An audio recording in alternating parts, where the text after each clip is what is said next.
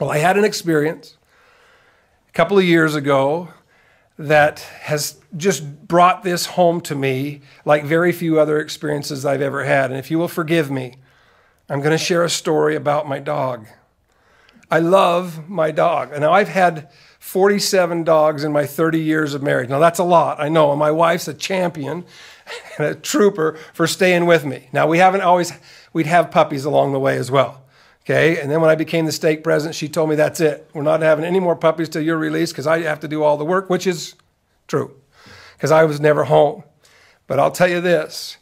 This particular dog is a German short-hair pointer. Do you want to know what she lives for? Her very life is to please me.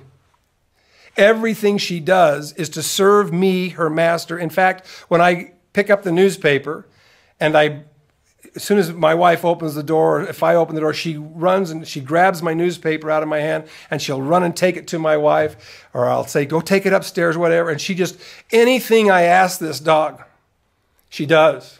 She waits for me to come home. And when I open the door, she hears my car and she knows the sound of my car and just starts jumping in circles inside the door and jumping up against the door or the window. And then when I open the door, I wish you could see it. You would think that she wasn't a dog.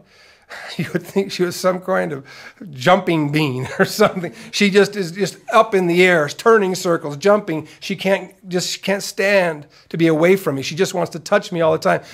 When we first started having our grandchildren, she would get between me and the grandchildren, and she would just kind of growl at them. She did not want to share me with the children. And then after I got after her and she realized how much the grandchildren meant to me, she never gets between us again.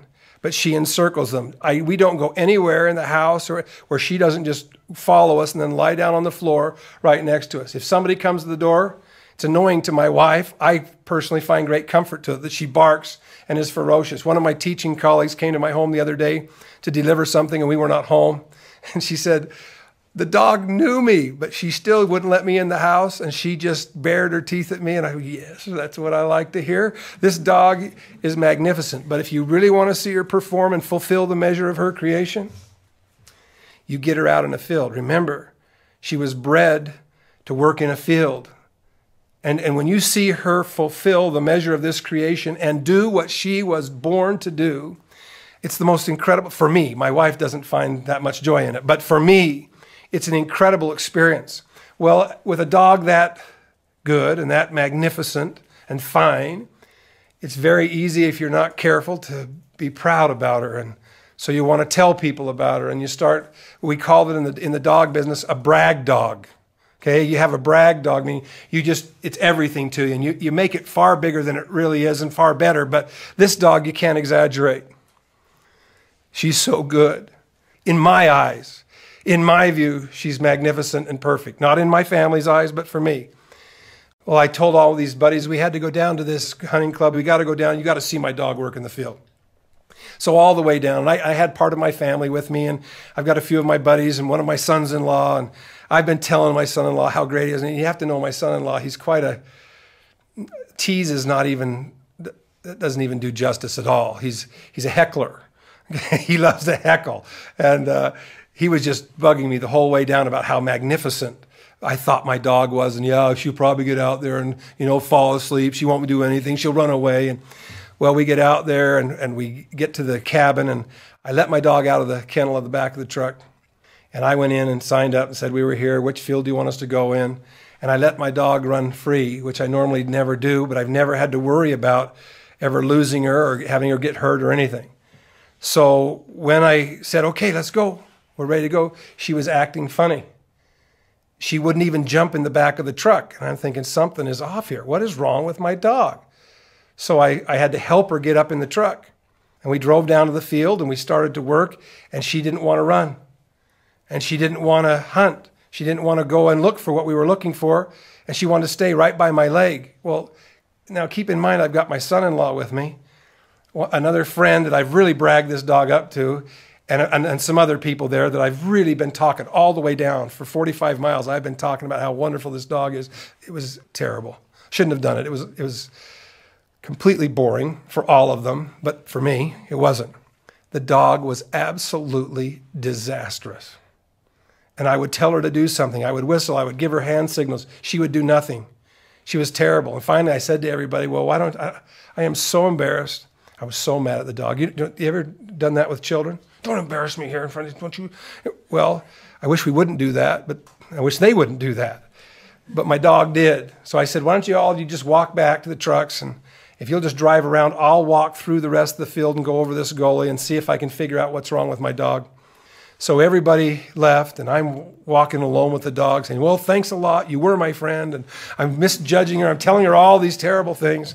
We finally get to this gully, and someone had shot a bird, and it was lying in the bottom of the gully, and I gave her the command to go retrieve it. She would not go down the gully. I said, you dumb dog, just go do what you're supposed to do. And she would not go. Finally, I opened the fence, put my leg on one, or my foot on one part of the fence, pulled it up the other part with my hands, and said, get down there. And she very gingerly, at my command, walked down the bottom of the gully, picked up the bird, walked back, no enthusiasm, no life whatsoever, drops the bird at my feet, and then just hovers over by my leg. And I finally said, you dumb dog, just get in the truck. You're embarrassing me to death. She wouldn't jump in the truck.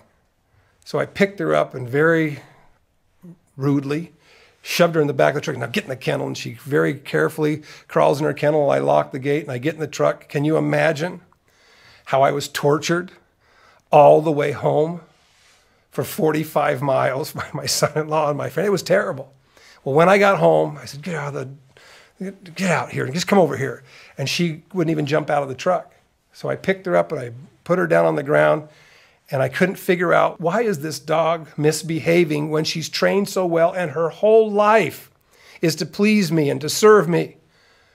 What is going on? Well, I took her inside, and what I always do when I bring her out of the field is I rub my hands all of her body to look for ticks or for little burrs in her fur and so forth.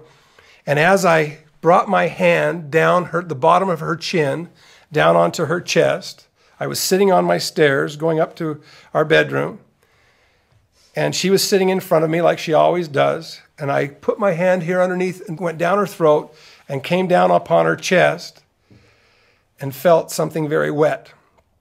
And I pulled my hand off of her chest, and it was covered with blood. And I picked up her front two legs, and she winced a little bit, and when I put her up on her back hind legs, there was about a 4 to 5 inch gash, a 1/4 to a 1/2 inch wide, right to the bone on her chest. And I just was sick. And then I looked down on her right front leg that I had grabbed hold of, that she had winced when I grabbed it, and there was another about a 6 inch gash, not as wide as the one on her chest, but right to the bone, through the flesh to the bone. And I took this dog into my arms, and I started to cry. I know that seems dramatic. I'm not exaggerating. You have to know, I think you can probably tell how much I love this animal. I don't know what I'm going to do when she passes away.